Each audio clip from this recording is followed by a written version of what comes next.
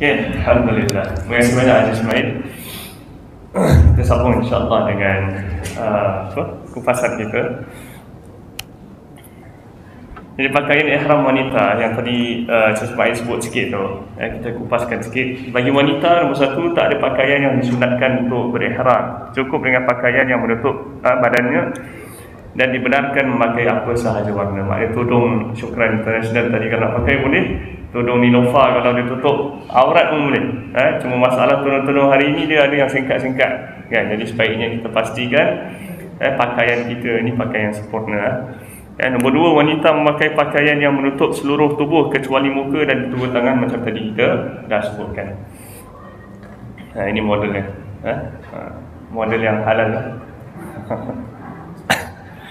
Sunnah ihram, nombor satu, mandi sunnah ihram. Maknanya sebelum kita berihram disunatkan untuk kita mandi. Selepas mandi, lelaki boleh pakai wangian sekadar di badan sahaja dan tidak meletakkannya di kain ihram kita. Kenapa? Sebab wangian itu akan melekat semasa kita memakai.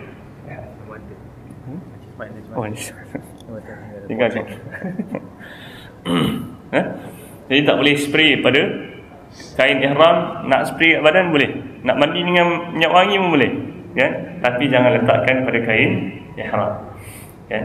Kemudiannya disunatkan juga untuk kita potong kuku sebelum kita melakukan melaksanakan ihram ataupun semasa kita menjatuhkan ihram dan pakai ihram, membersihkan ataupun mencukur bulu ketiak, memakai dua kain yang berwarna putih, bertalbiyah dan berzikir semasa dalam ihram seperti mana yang kita sebutkan tadi.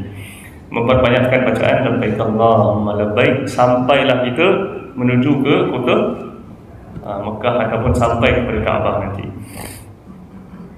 Semasa ihram dibolehkan kita untuk memakai minyak angin sebagai perubatan, bukan sebagai wangi-wangian, kan? Tapi tak pernah dengar lah orang pakai minyak wangi dengan minyak cap kapak, kan? Memakai kacamata, jam tangan, cincin ataupun tali pinggang, ini semua dibolehkan. Bernaung di bawah payung, pokok ataupun bangunan, sebab kaum lelaki kita tak boleh pakai songkok, yang tak boleh tutup kepala, tapi kita dibolehkan untuk pakai payung kalau panas, ya. Mencuci ataupun mengganti kain ihram, memakai selipar sandal yang menunjukkan bahagian jari kaki, dan buku lali untuk lelaki. Sebab asalnya ada yang faham bahawasanya asalnya kita ni patutnya bila kita memakai sandal atau berkasut tak boleh tutup semua kaki, kan? Tapi kalau untuk kita buka sebahagian, yang contohnya jari kaki, hari ini kita ada selipar yang mana dia tutup sebahagian dan buka sebahagian, ini dibolehkan. Dan buku lali kita pun dibolehkan untuk kita tunjuk. Jelas? Larangan-larangan ihram. Semasa ihram kita tak boleh cabut rumput, potong kuku tapi jika terlupa dimaafkan, ya. Tapi kita hari ini kita naik bas lah, tak ada sebab nak kita keluar cabut rumput pun tak ada, ya. Cuma dulu masyarakat dia tak ada bas, tak ada kereta, dia naik gunakan apa? Haiwan. Dia ada berhenti sekejap, boring dia cabut rumput ke apa, cabut pokok-pokok untuk makan, ini semua tak dibolehkan. Memakai wangian di badan atau di pakaian ketika berihram, semua ini ada dam ataupun dendanya. Jadi insya-Allah kalau ada apa-apa soalan nanti kita boleh, dan nanti kita jelaskan lebih lanjut apakah denda-dendanya. Memburu binatang ataupun menebang pokok-pokok di tanah haram, termasuklah serangga-serangga, ini semua kita tak dibolehkan. Nampak lipas dalam video hotel dah pakai ihram ni, senyum lah. Senyum dekat lipas senyum dekat kita. Tapi insya-Allah tak pernah dengar lagi kat hotel ada lipas lah. Tak ada. InsyaAllah. Nombor 5, nombor 4 ni berjima antara suami dan isteri, kan? Ataupun para ulama menyebutkan muqaddimah pada jima pun diharamkan. Maknanya bercubu-cubuan dengan syahwat juga dah tak dibolehkan, ya. Khususnya bagi para jemaah yang mana dah habis melakukan umrah, kita kena cukur rambut, betul tak? Ataupun bagi wanita kita kena potong beberapa helai rambut. Ini benda ada jemaah seperti mana yang Cik Ismail telah kongsi sebelum ni, ada jemaah wanita yang mana dia terlupa nak potong beberapa helai rambutnya, sebab dia balik hotel dia ingat dia nak tahallul lah, nak potong rambutnya, terlupa dan dia lakukan jima' dengan suaminya. Suami dah habis lah, dah tahallul kan, maknanya malam semua dah malam, dia terlupa yang dia belum potong rambutnya, maka dia pun dikenakan denda. Dah kena sembelih kambing. Jadi hal-hal seperti ini kita mesti jelas, kita mesti faham. Nombor 5, melamar ataupun menikah wanita untuk diri sendiri ataupun untuk orang lain. Jadi tak boleh kita pergi sana masa ihram kita kahwin dengan Mina Arab mana, Mina Pakistan mana, kita kahwin. Tapi kalau luar ihram dibolehkan. Tapi dekat Singapura ni ini perbincangan yang lain, tapi kita mesti ada saksi dan juga wali yang sah. Nombor 6, wanita di dalam ihram dilarang memakai sarung tangan ataupun menutup muka dengan kain. Ni kita bincang tadi. Lelaki dilarang menutup kepala dengan kain ihram ataupun memakai topi, kopiah dan apa sahaja yang menutup kepala. Maknanya tak boleh biarkan kepala kita ini ditutup dengan kain, apapun kain tak dibolehkan. Yang nombor 8, lelaki dilarang memakai pakaian berjahit di seluruh badannya. Maknanya kain ihram itu memang dah didesain tanpa ada jahitan. Dalam kita membincangkan tentang miqat pula, tuan-tuan dan rahmati Allah, Nabi SAW dah menentukan 5 tempat untuk kita mulakan ihram. Ini yang dinamakan sebagai miqat. Miqat ni maknanya dia starting point dia, mana kita nak mulakan umrah itu, nak mulakan ihram kita, dia mulakan dekat situ. Dan ini hal apa yang kita panggil sebagai miqat-miqat yang sedia ada. Yang paling dekat dengan Mekah adalah di Tan'im. Yang ada dekat Madinah juga ada miqat-miqatnya, yang mana setiap miqat-miqat ini dia merupakan penjuru-penjuru daripada tempat-tempat yang berbeza. Maknanya daripada Yaman, daripada Afrika, daripada bahagian Asia, semuanya ada miqat-miqat yang paling dekat dengan tempat tinggal mereka. Maknanya kalau kita sampai di Madinah ada miqatnya. Nanti insya-Allah ada briefingnya yang mari kita akan share dengan lebih banyak. Jelas? Maknanya kalau kita nak buat umrah lagi, dah habis umrah yang pertama, kalau kita nak buat umrah lagi, kita mesti buat apa? Patah balik ke miqat, lakukan ihram dan masuk balik ke Kaabah.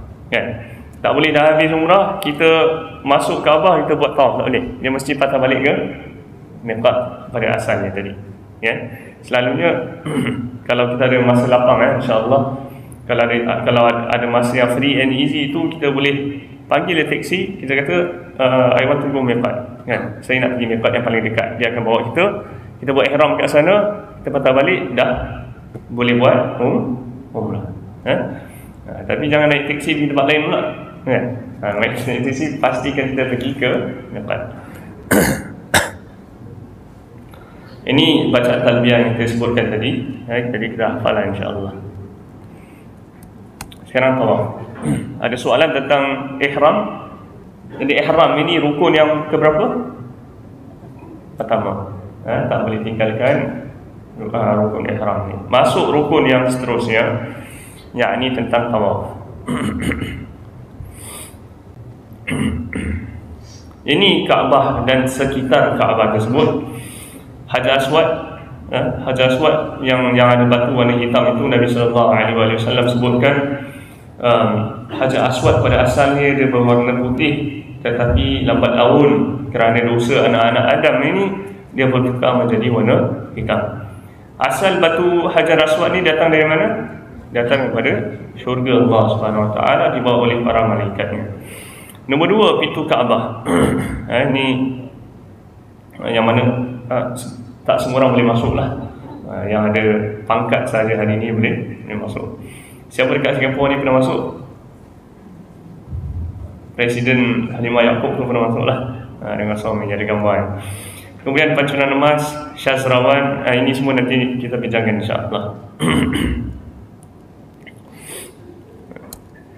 Cara tawaf. Nombor 1, disunatkan untuk kita mandi ketika tiba di Mekah sebelum menaikkan tawaf umrah. Ini sama dengan ihram tadilah. Sebelum sebelum kita menjatuhkan ihram kita, disunatkan untuk kita bersihkan badan kita. Masuk dengan kaki kanan, maknanya kalau kita bukan dalam ihram pun, kan, kita tak buat umrah pun, boleh tak kita buat tawaf? Boleh. Sebab Nabi SAW sebut tawaf itu adalah satu solat, kan? Sebab mazhab Hanafi dia kata tawaf dalam umrah ni sunat sahaja. Sebab dia kata ulama Hanafi mereka berpandangan bahawa mereka berpegang pada hadis tadi. Solat itu, tawaf itu adalah satu solat. Maka kalau kita dah solat sunat tahiyatul masjid di Masjidil Haram, tak payah kita nak buat tawaf. Tapi kita berpandangan bahawasanya tawaf itu merupakan satu rukun dalam umrah.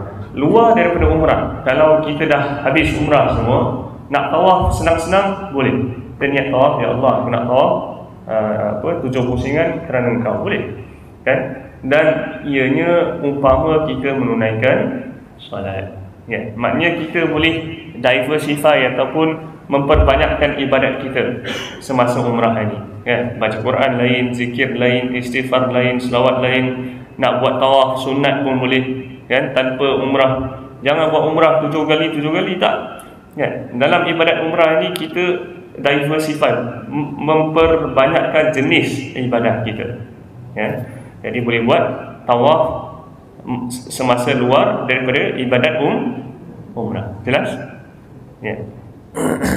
Maknanya malam-malam kalau rasa tak ada apa-apa tu, ajak isteri, ajak anak-anak, dan ajak suami, jom kita buat tawaf. Tawaf sunnah, kan? Masuk dengan kaki kanan ni sunnah. Biasa kita masuk masjid lah, kemudian baca doa apa? Doa masuk masjid apa?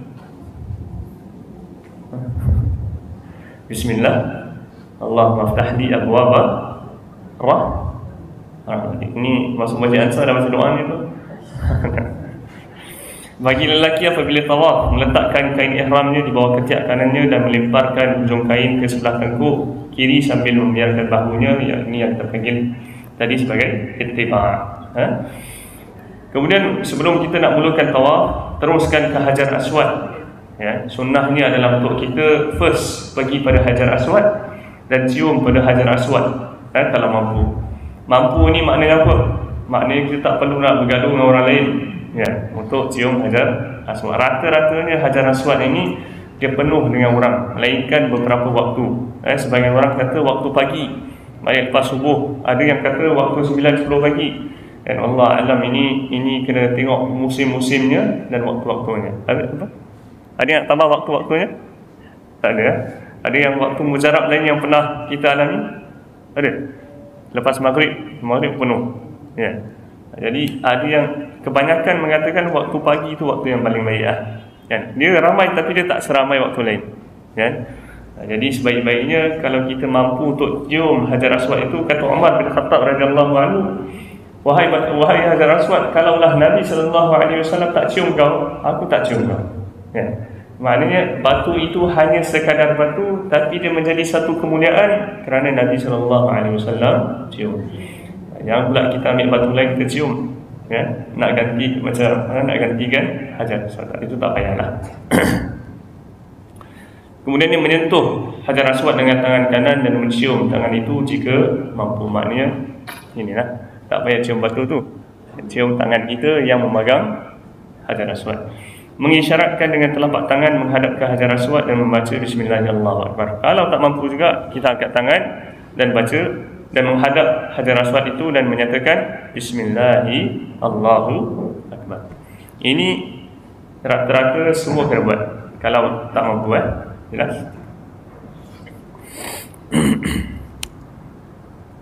Ini gambaran Hajar Aswad. Kalau kita pergi dekat, warnanya sikit lebih kurang macam ni, ya.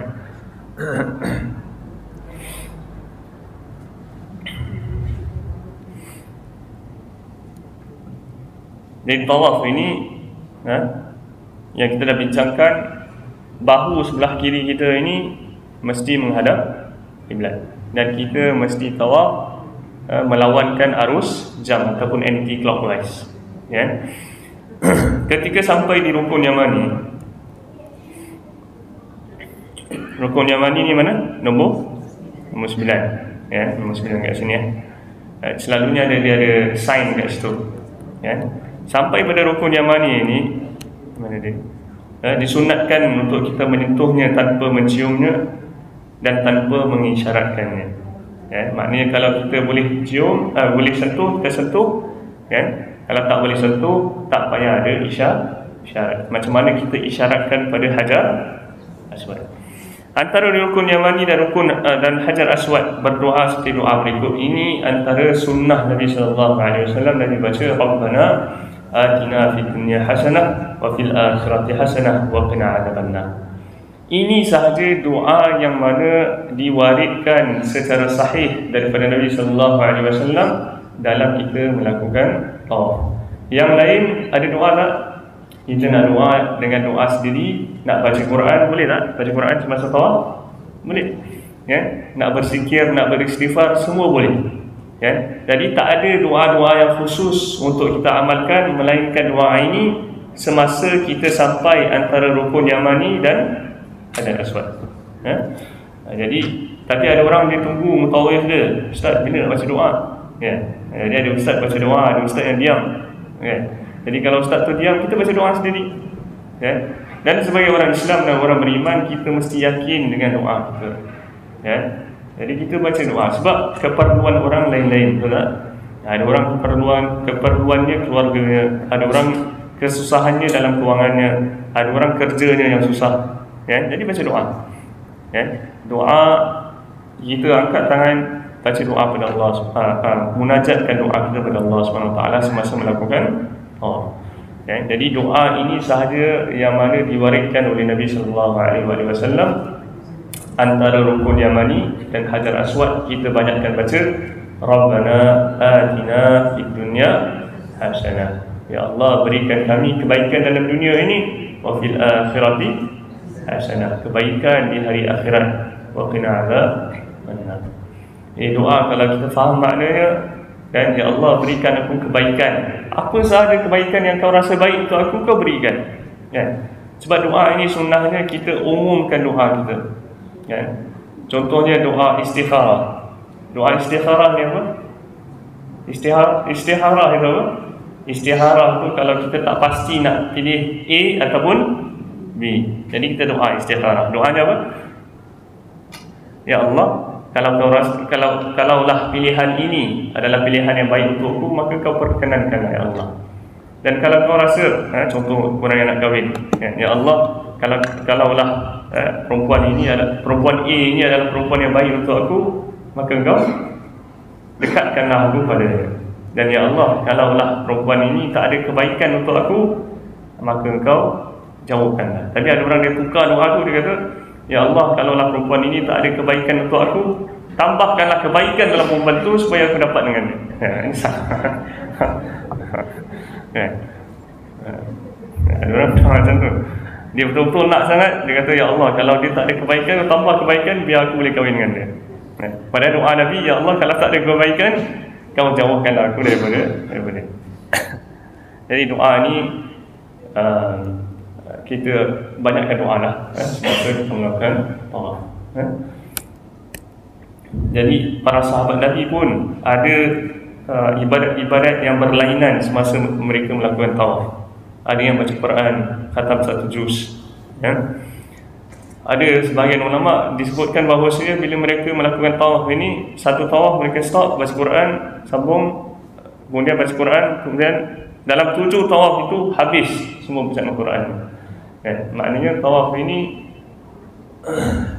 sebaiknya kita lakukan ibadat yang mana kita rasa senang dan sesuai dan paling perlu untuk kita buat. Bagi lelaki setelah melakukan tawaf, hendaklah menutup bahu kanan seperti biasa. Yang mana kain ihram tu kita dah tak payah ittiba' lah. Setelah selesai tawaf, solat sunat 2 rakaat sunat tawaf di belakang makam Ibrahim jika mampu. Ya, makam Ibrahim tadi kat mana? Kita tunjuk. Yang mana? Nombor 7. Ya. Kalau boleh solat dekat situ, sebab apa? Dalam Quran Allah sebutkan wattakhidhu min maqami Ibrahim musalla, dan telah dijadikan maqam Ibrahim itu satu tempat untuk kita mendirikan solat. Maknanya Nabi Ibrahim telah menjadikan tempat itu tempat untuk beliau ataupun baginda menunaikan solatnya. Kalau tak mampu, sedekat mungkin dengan maqam Ibrahim. Ini saya bincangkan hal-hal ibadat yang berkaitan dengan Allah. Maknanya operasinya nanti insya-Allah Cik Ismail akan kupas dengan lebih lanjut. Contohnya nak jumpa mana lepas Allah, kan? Nak jumpa Starbucks ke H&M? Sana dah ada Starbucks H&M lah. Janganlah jumpa Starbucks H&M. Tak jumpa. InsyaAllah nanti hal seperti itu akan dikupas oleh pegawai-pegawai. Syukran.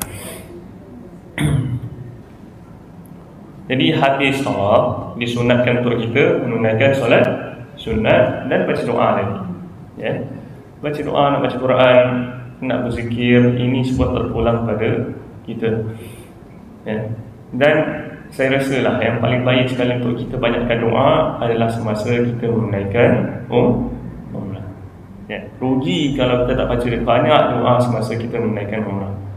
Ya. Yang paling penting nak masuk usia-usia lanjut ni contohnya, nak masuk usia pertengahan ni contohnya, nak membina keluarga contohnya, banyakkan doa. Kerana doa itu adalah senjata seorang mukmin. Ya. Ada orang dia kirim doa. Ya. Ada orang tanya, dia post dekat Facebook, saya ni nak pergi umrah, siapa yang nak kirim doa silakan. Saya ingat dia artis mana, yang komen cuma 5 orang. Dia boleh, ya.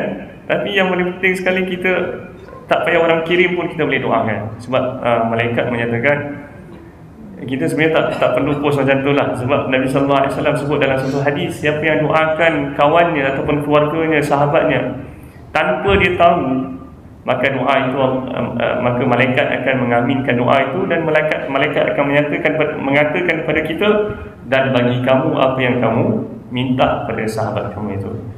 Ya, maknanya tak perlulah kita siapa nak kirim doa, kirimkan pada saya, tak payah. Kita doa yang umum dan khusus pada kawan-kawan dan keluarga kita. Jadi kalau orang kirim doa, kita bacakan, ya, tak salah. Jangan jual sudahlah. Siapa nak satu doa, saya jual $5. $10 tak boleh, ya? Ini memegang agama. Jadi ini maqam Ibrahim. Dalam maqam Ibrahim ni ada apa? Ada kubur ke dalam? Tak ada, ya. Dia sekadar ada tapak Nabi Ibrahim AS. Kalau kita tengok dalam tu, ya, kita boleh nampak bekas tapak Nabi Ibrahim AS. Jadi beza apa ni, pemerintah yang lain dia ada cara yang lain untuk design, design maqam, design masjid, lain government, lain style. Ya, jadi hari ini maqam Ibrahim dia macam tu. Sebelum tu maqam Ibrahim dia bentuknya macam ni, ya, segitiga. Ini maqam Ibrahim AS. Ya.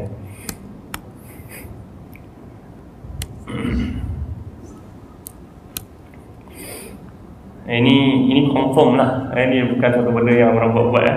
Tak ada. Sebab ini dicatatkan oleh para ulama. Saya ingat saya pernah pergi Masjid Imam Syafi'i dekat Mesir, ya. Dalam masjid tu ada tapak macam ni. Dia kata ini tapak siapa, ya? Tapak Nabi Muhammad SAW. Dia kata betul ke ni? Ya. Lepas tu dia kata dia pun tak ada sandaran yang kuat bahawasanya ini tapak Nabi Muhammad SAW.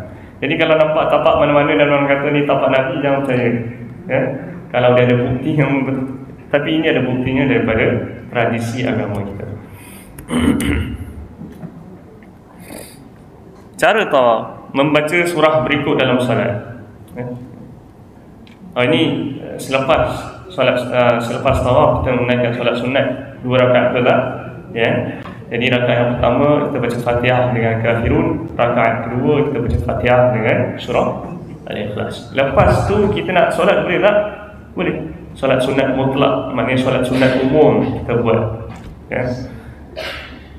Dan antara waktu yang terbaik untuk kita baca doa selain semasa tawaf, selain semasa sa'i, adalah semasa kita menunaikan solat. Nabi sallallahu alaihi wasallam sebutkan, tak ada tempat yang mana hamba itu paling dekat dengan Tuhan dia dalam solatnya melainkan dalam keadaan dia bersujud kepada Allah Subhanahu Wa Taala. Sujud ni sujud yang mana? Terakhir. Para ulama kata tak, sujud ini semua sujud tu dia dekat dengan Tuhan. Maknanya semua sujud tu kita banyakkan doa kita pada Allah Subhanahu Wa Taala, minta pengampunan, minta macam-macam lagi lah. Setelah selesai solat sunat tawaf, minumlah air zam-zam sambil berdoa dengan doa apa yang kita nak. Sebab Nabi sallallahu alaihi wasallam sebut dalam satu hadisnya, ma'u zam-zam lima huwalah. Air zam-zam ini adalah bagi orang yang minum air itu. Maknanya para ulama bila menafsirkan hadis ini, mereka mengatakan air zam-zam ini kalau kita doa semasa minum dan sebelum nak minum tu ataupun selepas minum, Allah akan kabulkan doa-doa kita. Jadi jangan main minum lah. Nak masa minum tu kita baca doa. Sebab orang bawa balik air zam-zam lah apalah. Sunat minum air zam-zam diri ke duduk ke apa? Duduk? Dia ni khilaf di antara ulama. Ada yang menyatakan sunatnya berdiri. Contohnya mazhab Hanafi. Sebab ada hadis Nabi yang mana Nabi minum air zam-zam berdiri. Tapi mazhab lain mengatakan tak, Nabi minum berdiri ini sebab ada dua. Sama ada Nabi nak tunjukkan yang benda ni bukan wajib, maknanya minum duduk kan wajib. Sebab yang kedua, Nabi SAW nak tunjukkan kepada kita bahawasanya minum pada waktu itu tempatnya sesak, maknanya Nabi SAW minum berdiri. Jadi sunatnya boleh kita berdiri, boleh kita duduk. Kalau tempat sesak, diri. Kalau nak duduk, kalau ada waktu yang lapang nak duduk, dipersilakan untuk duduk. Tapi sunat yang paling tak boleh ditinggalkan adalah untuk kita baca doa. Ini antara doa yang kita boleh baca lah. Ini bukan doa yang khusus tapi doa ini doa yang umum. Ya Allah, Allahumma inni as'aluka ilman nafi'a. Ya Allah, berikanlah aku ilmu yang bermanfaat, wa rizqan wasi'a, dan rezeki yang luas, wa shifaan min kulli da', dan obat bagi segala penyakit. Diharapkan bila kita balik umrah tu kencing manis semua hilang lah, insya-Allah. Kalau Allah izinkan. Tapi jangan jadikan tu sebagai ubat. Doktor tu, saya ada ubat sekarang doktor. Ubat saya zam-zam. Kesalahan ketika tawaf. Nombor satu, memasuki kawasan Hijr Ismail. Ketika melakukan tawaf, ini boleh membatalkan tawaf kerana Hijr Ismail merupakan sebahagian daripada Kaabah. Mana Hijr Ismail tadi? Mana Hijr Ismail? Nombor 5. Nombor 5 ni yang ada semi circle dan ada bulat setengah tu, itu namanya Hijr Ismail. Sebab para ulama menyatakan siapa yang solat dalam Hijr Ismail, dan saya pernah sekali dua tu sempat untuk menunaikan solat dalam Hijr Ismail, dia sama dengan kita menunaikan solat di dalam Kaabah. Jadi kalau ada kemampuan tu nak masuk Hijr Ismail, dibolehkan. Kerana pembinaan Kaabah ni macam saya sebutkan sebelum ni, dia lain-lain ikut pemerintahan. Pada waktu itu masyarakat Arab memasukkan Hijr Ismail dalam pembinaan Kaabah. Tapi hari ini saiznya dikecilkan untuk membolehkan lebih ramai orang lagi menunaikan solat sama-sama. Jadi siapa yang termasuk dia masa tawaf dia termasuk dalam, maka tawafnya menjadi batal. Jadi jangan pandai-pandai shortcut ke apa.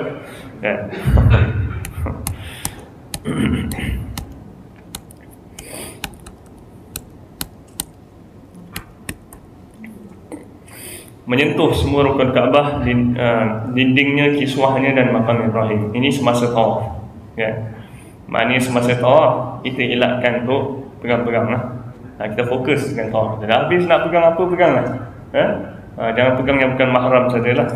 Yang nombor 3, mendesak-desak ketika melakukan tawaf sehingga menyakiti orang lain yang sedang tawaf. Siku orang lain, langgar orang lain, ada orang sampai tolak orang lain. Ini adab dalam bertawaf dia tak jaga. Dan ingat bahawasanya kita ada ibadat dengan Allah dan kita ada berbakti pada manusia. Kan? Kita ada pahala dengan Tuhan, pahala dengan manusia. Kita ada dosa dengan Tuhan, dengan dosa dengan manusia. Kalau kita tolak orang Pakistan mana dia jatuh, hempak mana, kan? Kita pula tawaf dah balik semua, orang tu sakit sampai dia meninggal, kan? Nak minta maaf macam mana? Takkan kita nak patah balik Pakistan terbang Pakistan. Jadi hal-hal seperti ini kita panggil sebagai adab-adab dalam kita melakukan tawaf, kan?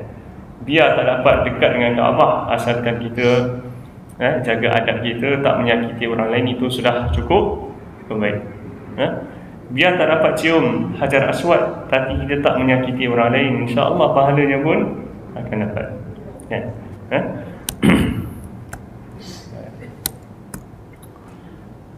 Yang pula tak datang masjid sebab niatnya tak nak sakit orang lain, tak ada lah.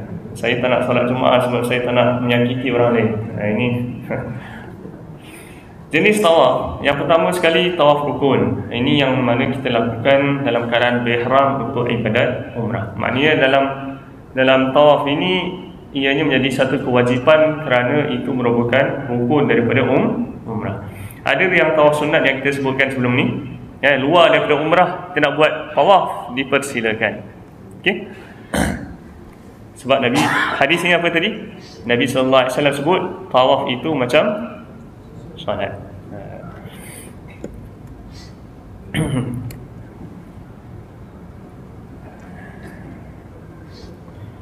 Tawaf wada' merupakan penghormatan akhir pada Baitullah. Hukum tawaf wada' adalah wajib bagi jemaah haji sahaja. Bagi berjemaah umrah hukumnya hanya sunnat dan tidak dikenakan dam kalau kita tinggalkan tawaf wada'. Cuma ada yang bertanya, Ustaz, kalau kita ni buat tawaf wada', wada' ni maknanya bye-bye lah, kan? Kalau kita buat tawaf wada', lepas tu kita singgah shopping lah, beli jubah lah, boleh tak? Boleh? Boleh? Kata para ulama hari ini ianya dibolehkan. Maknanya kalau kita dah habis tawaf tu, kita tak balik terus, kita singgah jalan-jalan, kan? Kalau jalan-jalan itu termasuk dalam persiapan kita nak balik, termasuklah nak beli baju last minute ke apa, itu dibolehkan. Tapi kalau jalan-jalan itu bukan persiapan kita untuk balik, maka kita mesti gantikan tawaf wada' itu dengan tawaf yang lain. Jelas? Contoh nak makan sarapan kat hotel, sebelum sarapan itu kita buat tawaf wada'. Sebab flight dalam pukul 12 petang, itu termasuk tawaf wada'. Walaupun selepas tawaf itu kita pergi hotel, kita makan sarapan. Lepas itu kita tinggalkan kota Makkah. Jelas?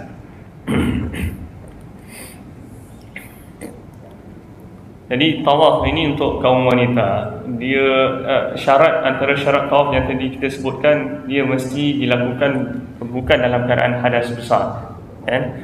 Jadi bagi kaum ibu-ibu yang mana, kaum wanita yang mana kita ni ada pendarahan, kan? Kita tak boleh melakukan tawaf, kan? Tapi kita boleh buat apa?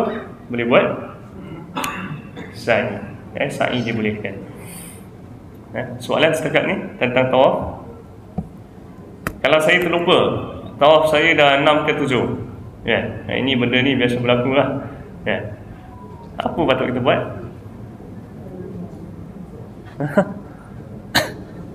Haji, saya ni dah tawaf, saya rasa 7 ni, tapi saya rasa juga macam 6 ni, apa patut kita buat? Kita tanya kawan-kawan kita, yang kita tawaf sama-sama, kita tanya dia orang. Kalau tak ada kawan, kita ambil macam mana juga dalam solat.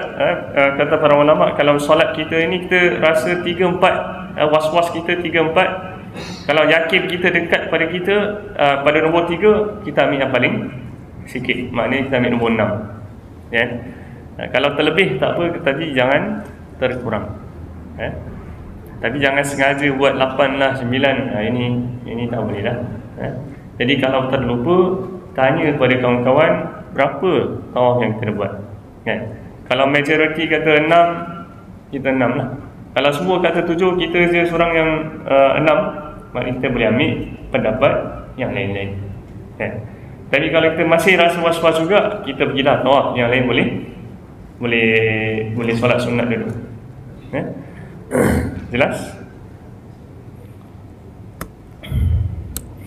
Jadi sebaiknya kalau tawaf ini kita bawa counter, ataupun ada orang ni dia siapkan doa nombor 1, tawaf nombor 1 aku nak doa untuk mak, tawaf nombor 2 aku nak doakan untuk bapak, tawaf nombor 3 nak doakan adik-beradik, tawaf nombor 4 nak doakan suami isteri contohnya, 5 kawan-kawan, 6 siapa-siapa lah, nombor 7 doa kan. Jadi dia ada checklist doa tu, dia setiap tawaf tu dia dah baca doa, jadi dia senang nak kira. Jadi bagi kita untuk siapkan persiapan yang macam-macam lah, yang kreatif kita boleh buat insya-Allah. Okey. Sa'i pula tuan-tuan yang dirahmati Allah.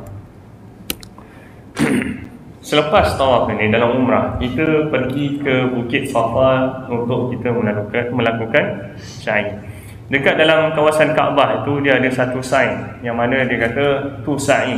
Ini jalan pergi sa'i. Kan? Ini jalan pergi Bukit Safa. Kan? Untuk melakukan 7 putaran. 7 putaran ni maknanya apa? Satu ataupun 1, 2. 1, 2, 3, 4, 5, 6, 7. Kan?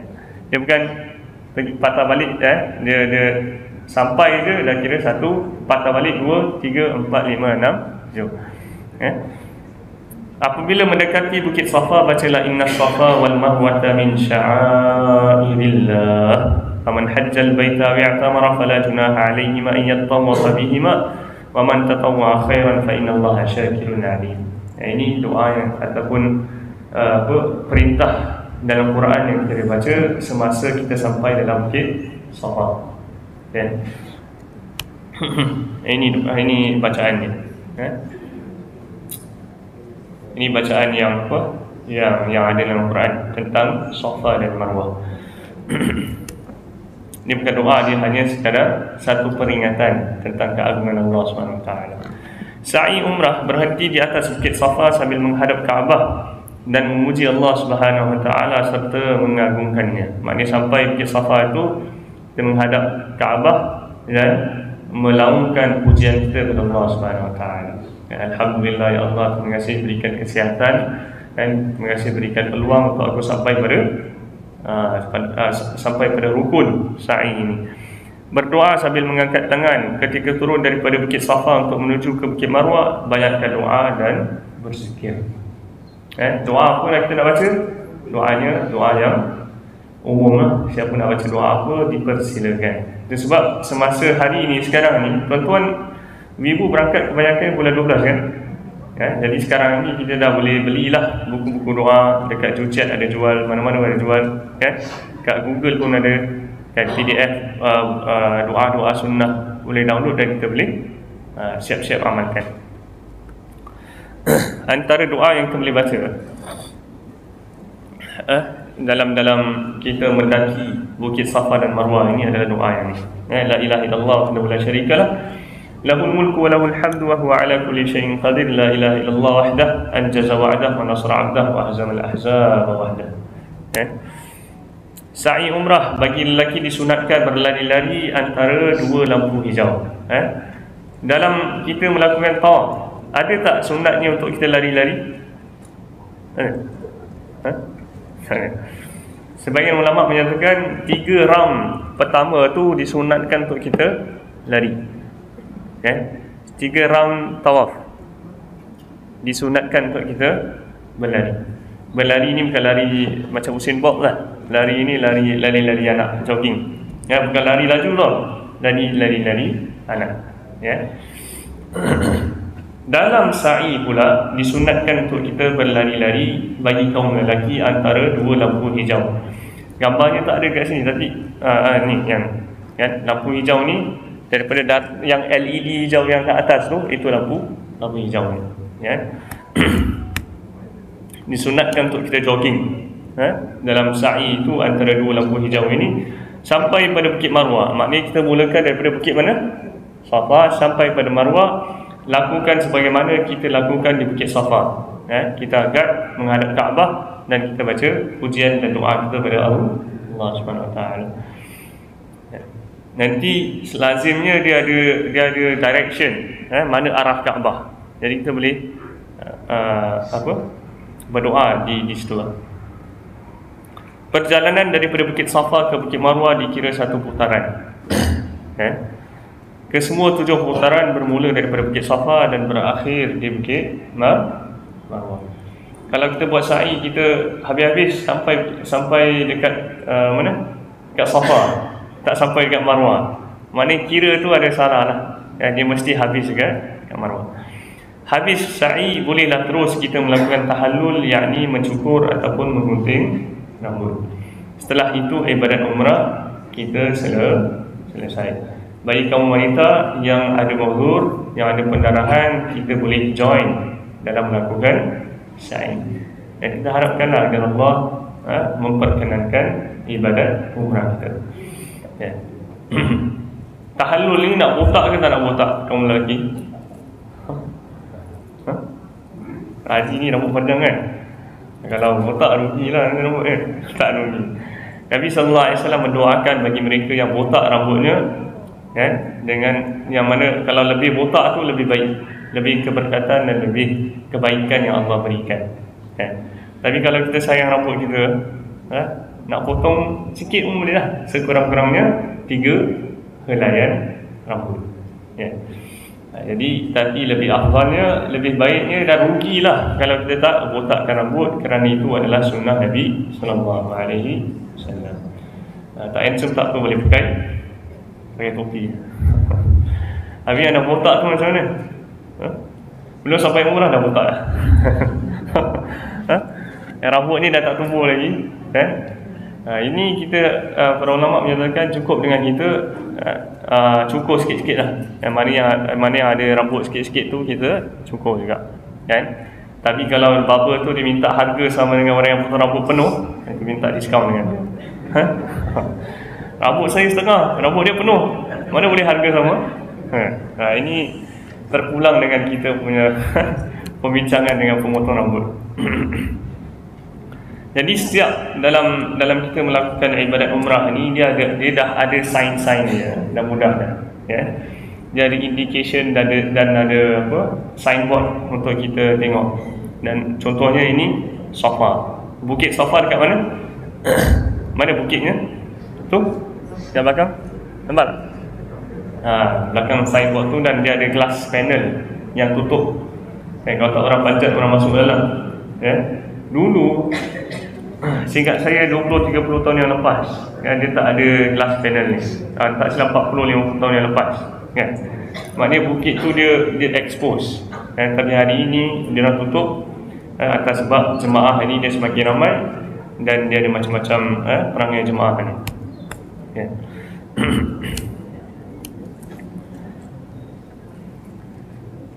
Dan ini Bukit Marwah, dan dia ada signal, dia ada signboard dia juga. Apa jemaah ni semua tengah buat? Berdoa lah, menghadap Kaabah. Bagi jemaah perempuan, nanti insyaAllah ada briefing khusus daripada pegawai wanita Syukran. Tetapi yang saya selalu dengar, lazimnya jemaah wanita ini bila pergi umrah, dalam bagnya dia dah siap gunting kecil, kan? Jadi kalau dekat Bukit Marwah ini dah habis semua, kan? Dia nak potong rambutnya secara senyap-senyap, kan? Sebab tudungnya labuh, maka dia potong, itu dia boleh, kan? Tapi kalau nak tunggu hotel pun dia boleh, kan? Tak jadi masalah. Tapi insyaAllah ada perincian yang lebih lanjut tentang hal ini. Ini tahallul. Ini bukan masuk NS, ini tahallul. Bukan pegawai prison kat belakang tu, kan? Jadi hal-hal seperti ini adalah apa yang kita panggil sebagai penutup bagi umrah kita, insyaAllah. Ada soalan setakat ni? Tak ada? Ada? Tak ada? Yang umrah ni sebenarnya senang. Silakan. Ada pendapat mengatakan sebelum kita tahun ni tak boleh sendiri sebelum orang potong rambut kita. Betul tu Ustaz? Ni pendapat yang asing. Jadi pendapat yang lebih dipegang oleh ramai ulama adalah tahallul ni kita boleh buat sendiri juga. Jadi kalau barbernya tak ada, kita boleh potong sendirilah ataupun suruh kawan kita potong, kan? Tapi kalau kita tak percaya kawan kita ni sebab dia tak ada pengalaman potong rambut, potong sendiri. Kan? Tapi yang penting semua ni, tahallul ni dia mesti buat sebagai penutup ihram, kan? Maknanya kalau kita dah balik Singapura baru nak potong rambut, ini tak boleh lah, dan kita kena bayar dam dia, kan? Jadi hal-hal seperti ini yang mana kalau jelas dia tak jadi satu masalah. Maknanya kalau nak potong sendiri boleh, kawan potong boleh, barber pun boleh. Tapi kat sana salon tak ada lah. Tak ada salon, tak ada yang mahal kan? Soalan lain tentang umrah, tuan-tuan yang rahmati Allah, ibu-ibu, ada? Tak ada?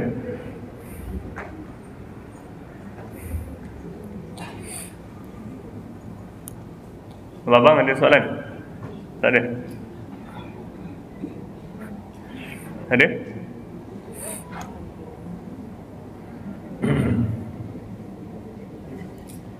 Kesimpulannya, ibadah umrah ini adalah ibadah yang mana kita buat, kan, seumur, sekali dua, ada yang pertama kali, mungkin kali terakhir, kan. Jadi buat dengan sebaik-baiknya dan buatlah mengikut sunnah Nabi SAW, kan. Dan bila kita buat sesuatu itu, yakinlah dengan doa kita kepada Allah Subhanahu Wa Taala, yakinlah bahawa ibadat kita ini diterima insya-Allah oleh Allah Subhanahu Wa Taala, kan. Mutawif dan pegawai ini hanyalah sekadar apa ni orang kata, sebab pembimbing sahaja, kan. Dia tunjuk jalan yang mana, tapi pada penghujung harinya kitalah yang akan melaksanakan ibadah tersebut, kan. Jadi antara adab-adab umrah yang tadi kita sebutkan sebelum ini adalah untuk kita bertaubat kepada Allah Subhanahu Wa Taala sebelum kita pergi menunaikan ibadah umrah. Jangan macam saya sebutkan sebelum ni, jangan pergi umrah baru nak taubat, kan. Masuk umrah tu kita taubat, kan. Jadi kita jadikan perjalanan ini insya-Allah sebagai satu perjalanan yang mana ianya membawa kita dekat kepada Allah Subhanahu Wa Taala. Ingat, manasik umrah ni senang saja. Berapa tadi rukun umrah? Berapa rukun umrah tadi kita ada? Sikit je, berapa? Yang pertama sekali ihram. Nombor dua tawaf, ya. Ihram ni dekat ihram kat mana? Mikat, ataupun sebelum mikat pun kita boleh ihram, ya. Nombor dua rukun umrah tawaf, ya. Sampai pada Masjidil Haram kita dah pakai ihram tu, semasa on the way nak sampai ke Kaabah ni, sunnah kita baca apa? Labbaik Allahumma labbaik, labbaik la syarika, sampai habis, kan. Maknanya dalam bas, bagi orang lelaki sunnah untuk mengangkat suara kita, kan. Labbaik Allahumma labbaik. Bagi kaum wanita disunatkan untuk kita perlahankan suara, kan. Rukun nombor dua, apa pantang larang tawaf ini? Pantang larang tawaf ini kita mesti lakukan tawaf dalam keadaan berwuduk dan tak boleh dalam keadaan hadas yang besar ataupun hadas yang kecil, ya. Maknanya kalau wuduk kita batal, terbuang angin, kita mesti patah balik dan ambil wuduk. Kena start balik tak tawaf tu? Dah sampai round yang ke-6, dah nak sampai ni, finishing line-nya kat depan ni, sampai angin terkeluar, ya. Sebagian ulama mengatakan kita kena ganti balik semua balik. Sebagian ulama kata tak, kita ni cukup dengan kita habiskan. Maknanya kalau dah sampai 6.5 tu, buat 6 sampai habis, 6, 7, ya. Tak payah 1, 2, ataupun yang tak boleh, kita start daripada 6.5 tadi, ya. Maknanya tengah-tengah tu kita ambil kat situ tak boleh, kita mesti start daripada garisan awalnya, finish, starting line dia. Jadi tawaf ini mesti dilakukan dalam keadaan berwuduk. Nak pause ketika tawaf boleh tak? Maknanya nak buat benda lain, lapar nak makan sekejap kan, dah tawaf nombor 3, nombor 4, lapar Ustaz nak makan, boleh. Ya. Nak solat boleh, nak baca Quran boleh, aku pun boleh. Tapi jangan pause lama sangat lah, sampai tak patah balik. Jadi tawaf mesti dalam keadaan wuduk. Ihram mesti ada wuduk tak? Sunnah untuk kita ada wuduk, dia tak jadi wajib. Maknanya kalau terbuang angin ataupun wuduk kita batal semasa melakukan ihram, ianya tak menjadi satu masalah. Ya. Lagi antara suami dan isteri semasa tawaf kalau terpegang tangan, batal tak wuduk? Ikut mazhab Syafi'i batal tak? Mazhab lain tak batal kan? Jadi bagi mereka yang berpegang dengan mazhab Syafi'i, dengan striknya kita diberikan kelonggaran semasa dalam melakukan umrah ini, dibolehkan untuk kita bersentuhan antara suami dan isteri. Ya. Pimpin tangan. Boleh tak pimpin tangan? Boleh ya. Kalau dah memang tak sengaja tu tak batalkan, maknanya sengaja tu dalam keadaan bukan syahwat, dia boleh kan? Ya. Maknanya kalau suami isteri nak pimpin tangan semasa melakukan tawaf, asalkan jangan blok orang lain lah. Ya. Kan? Dia boleh kan? Ya. So akhirnya Islam ni memudahkan kita untuk melakukan ibadah kita. Ya. Bahkan ada ustaz-ustaz kat Singapura pun dekat bukan nak buat umrah pun, mereka berpegang bahawasanya lelaki dan wanita ni kalau bersentuhan suami dan isteri tak membatalkan wuduk. Kalau bukan mahram, batal wuduk tak? Betul? Semasa buat umrah.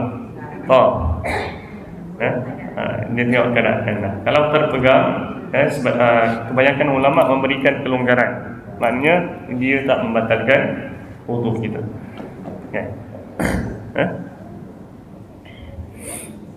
Kemudian itu rukun yang pertama, rukun yang kedua, rukun yang ketiga tadi apa? Sa'i ni pun senang. Pantang larangnya tak sebanyak pantang larang tawaf. Jadi sa'i ni mudah, dia 1, 2, 3, 4, 5, 6, 7. Kemudiannya kita ada yang terakhir sekali, kita panggil sebagai tahallul. Betul tak? Tahallul. Selepas antara semua itu adalah sunnah-sunnah yang kita boleh buat lah. Contoh, dah habis tawaf, kita solat sunat 2 rakaat. Dah habis sa'i, kita berdoa pada Allah menghadap Kaabah. Dah habis semua tu, kita yang terakhir sekali kita buat tahallul.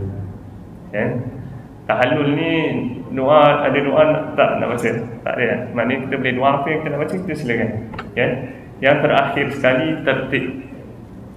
Maknanya kita kena buat semua ni dengan tertib.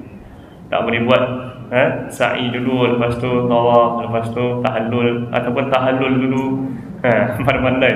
Tak boleh. Jadi hal-hal ini insya-Allah kalau kita jaga, umrah kita diterima oleh Allah Subhanahu Wa Taala. Amin ya rabbal alamin. Soalan tak ada ya? Kalau tak ada soalan, saya rasa kita boleh. Ismail ni mana? Ada. Kita ada pegawai lepas ni atau cara apa? Briefing. Alhamdulillah. Betul, tak ada soalan?